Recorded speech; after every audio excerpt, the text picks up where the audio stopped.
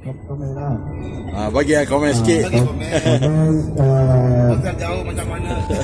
Kisah Taif, Awal, Madinah, Mekah. Okey, Madinah kurang sikit lah. Terutamanya dari segi penakutan. Yang lain tu boleh terima lagi lah. Penakutan tak boleh terima lah. Baik. Saya bersama dengan family saya. Tak ada komen banyak lah. Sama dengan tahun rumah. Okey tadi lah. Tak banyak komen, sama je lah. Okey. Saya datang dengan adik saya Tuhan. Isteri saya pertama kali lah. Okey. Asli. Dengan anak saya Umar pertama kali. Sebelum ni saya pernah datang, tapi saya dulu ayah kerja sini. Mari. Jadi kita ikut ayah je lah masa tu. Sara kita lebih apa yang ayah tahu kan, ayah saya cakap je lah.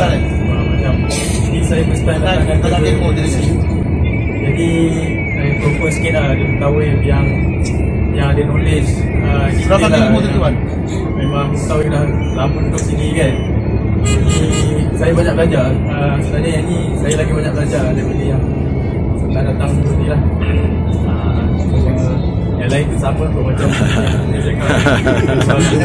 Dulu saya pernah duduk Madinah jalan kaki memang seronok lah sebab dekat kan. Tapi itulah saya pun faham lah situasi macam mana kan. Saya asal niat daripada rumah memang nak sampai ke sini sajalah. Hotel saya tak ambil tahu jauh ke dekat ke apa.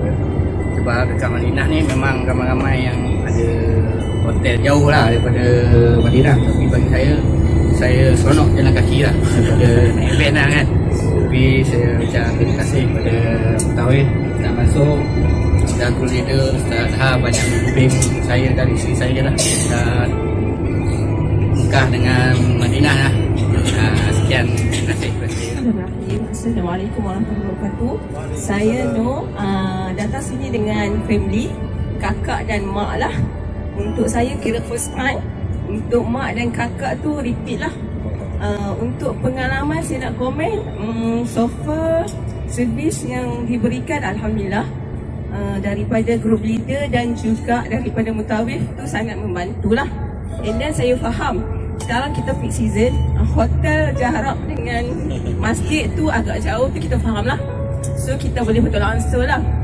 Dari segi yang lain-lain tu Alhamdulillah rasa bersyukur lah kerana dapat menunaikan umrah dengan dapat menunaikan umrah dengan sempurna walaupun ada sedikit gangguan kesihatan lah. Sorry. Yang lain tu harap Allah terimalah kita punya amal ibadat yang kita buat tu. Semoga kita dapatkan tingkatkan keimanan kepada Allah dan kita ambil hikmah ni sebagai perjalanan untuk kita teruskan dalam kehidupan kita seharian. Itu je daripada saya dan family. Terima kasih saya ucapkan kepada semualah. Saya wakilkan untuk tim Insaf daripada group leader dan Mutawif yang semua kaki tangan Insaf yang banyak membantu kita orang kat sini. Okey, Assalamualaikum warahmatullahi wabarakatuh. Saya Mariani binti Alizan. Saya berasal dari Medan, Indonesia. Saya berkahwin dengan orang Malaysia. Sudah hampir 29 tahun lah. Anakku sudah 5, cucu pun sudah 5. Ya, Alhamdulillah. Pengalaman saya ikut umrah melalui travel Insaf ini Alhamdulillah seronok. Saya suka. Itu saja. Assalamualaikum. Apa kabar anda semua? Baik. Alhamdulillah. Saya Kristina Omar. Saya berasal dari Sabah. Tapi Sabah bukan original Sabahan, dari Filipina. Kawan dengan orang Sabahan. Alhamdulillah. Saya bersyukur kerana niat saya datang ke Mekah dan Madinah dengan segalanya. Alhamdulillah tercapai. Alhamdulillah, dan cita-cita dan impian sebagai umat Islam ya. Dan terlebih dahulu saya ingin ribuan berterima kasih kepada Ustaz Azhar yang kita sayangi, dan spesial kepada Ustaz Mansur ya. Alhamdulillah Itu saja, tiada yang saya hanya saja saya terima kasih ya Allah semuanya. Alhamdulillah, okey saja. Terima kasih, alhamdulillah. Saya berasal daripada Penang.